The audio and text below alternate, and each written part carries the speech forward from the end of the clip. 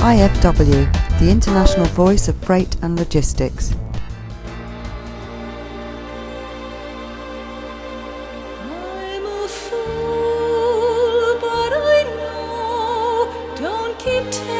Thanks for tuning in to IFW Radio, a sound idea for the world of freight and logistics. I'm Kizzy Nkwacha, and in a few minutes I'm going to be joined by our chief reporter Damien Brett, who's going to be bringing you an excerpt, a teaser if you may, of an interview that he did quite recently with Chris Welsh of the FTA. Now this interview was part of a show for IFW TV, which should be available in about a week's time. Well worth waiting for. And also Damien's going to bring us today a roundup of the week's headlines, some of the big stories from the world of freight and logistics. But before then, I want you to have a listen to this song. It's called I'm a Fool. It's written by David Badger, and I think it's absolutely marvellous. What do you think?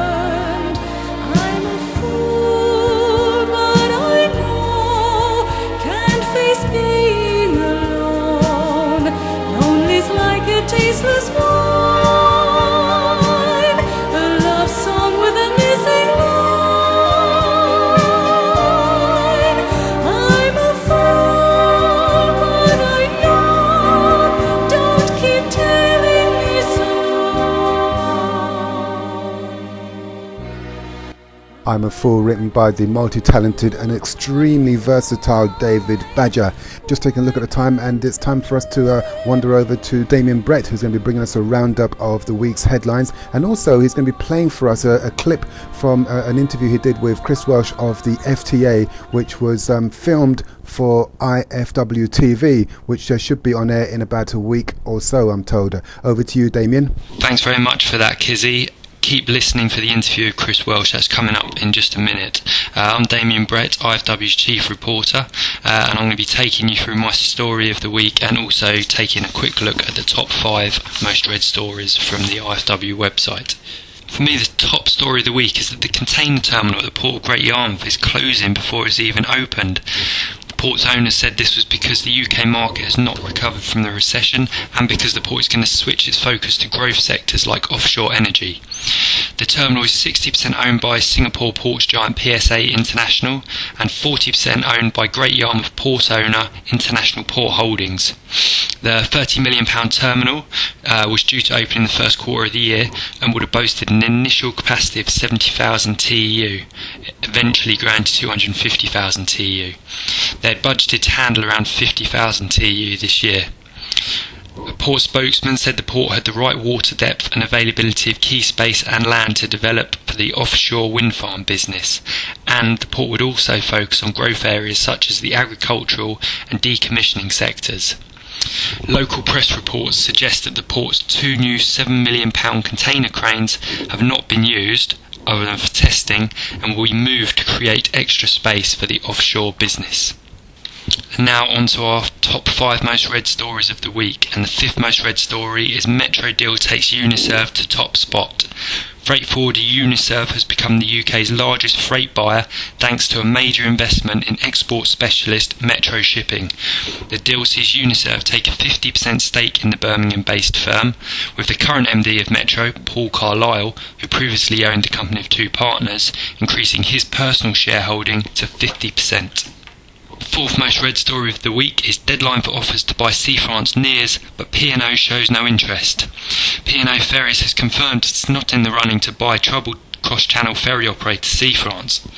SNCF-owned Sea France was put up for sale earlier this year, but while a P&O spokesman admitted initial interest, it decided not to make an offer. The third most read story of the week is cut the red tape to move cargo quicker, says DHL chief. DHL has claimed the emerging economies could reduce logistics costs by 30% and transit times by 65% before 2020 if more obstacles to international trade were removed. In Tokyo, ahead of the APEC CEO Summit 2010, Herman Ude, CEO of DHL Global Forwarding, said one of the keys to growing trade was to decrease the administrative burden on transactions by using more efficient customs and security systems.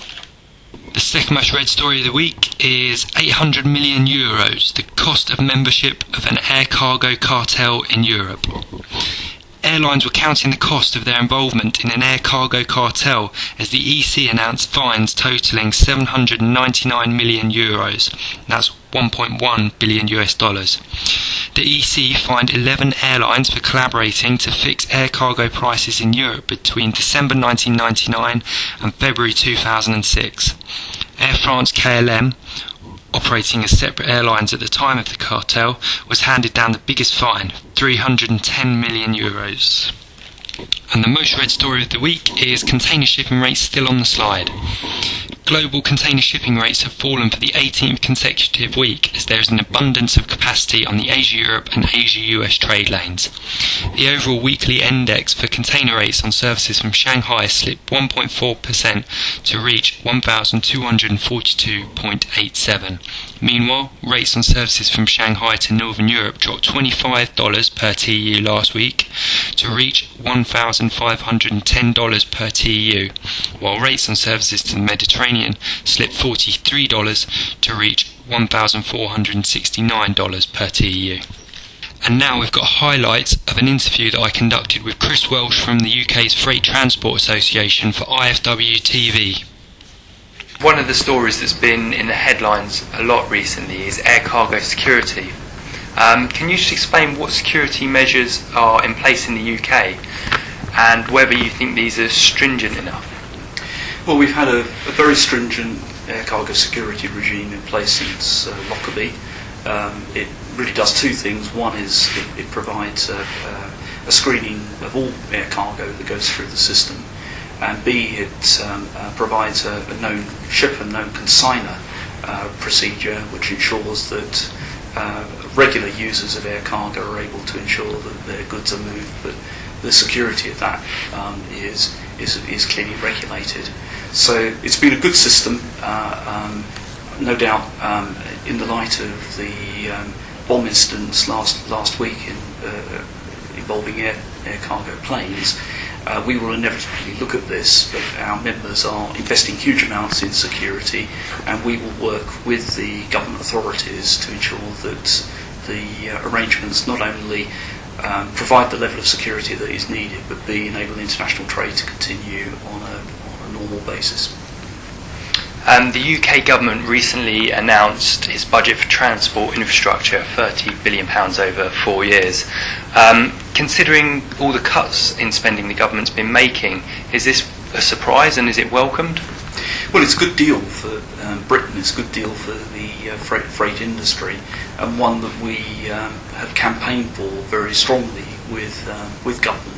We've had recent meetings with ministers to stress the importance of investment in our infrastructure, and our comprehensive spending review submission centred on the major schemes, the 9 or 10 major schemes that we considered were absolutely vital, and we got most of those recognised in the settlement, which means that we're going to get a reasonable level of investment into our transport infrastructure.